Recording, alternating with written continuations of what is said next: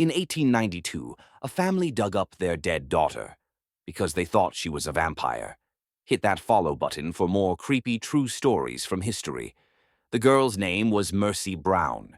She was 19 years old when she died in a small, snow-covered town called Exeter, Rhode Island.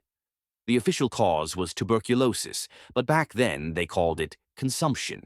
It was a terrifying disease. People wasted away slowly, coughing up blood, growing pale and weak, like something was literally feeding on them from the inside.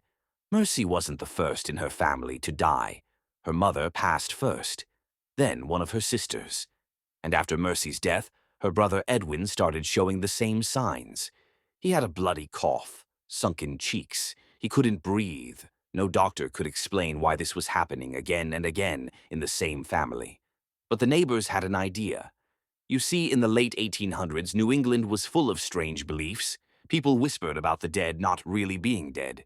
They believed the recently deceased could rise from the grave and drain the life from the living, especially if the person hadn't been buried long and their body hadn't decayed.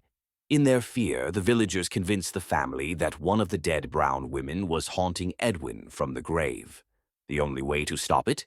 Dig up the bodies. So, on a cold March day in 1892, a group of townsfolk, along with the local doctor, went to the cemetery behind the church. They dug up Mary Brown, the mother, then one of the sisters. Both bodies had decayed as expected. Then they dug up Mercy. But unlike the others, Mercy's corpse was in shocking condition. Her skin looked untouched. Her face still had color. Most disturbing of all, when they cut her open, her organs were full of blood, especially her heart. Now, here's the thing. Mercy had died in January. It was Rhode Island, winter. Her body had been stored above ground in a crypt because the ground was too frozen to bury her, so her body was basically refrigerated. That could explain the lack of decay, but the villagers didn't see it that way. They saw proof that she was a vampire. They cut out her heart and her liver. They burned them on a nearby rock. Then, in a disturbing ritual, they mixed the ashes into water and gave it to Edwin to drink. This was supposed to break the vampire's hold on him. It didn't. Edwin died 2 months later. The Mercy Brown vampire case became one of the most famous vampire exhumations in American history. It's been written about in medical journals, folklore studies, and even horror novels. Some believe the story made its way across the Atlantic and helped inspire parts of Bram Stoker's Dracula.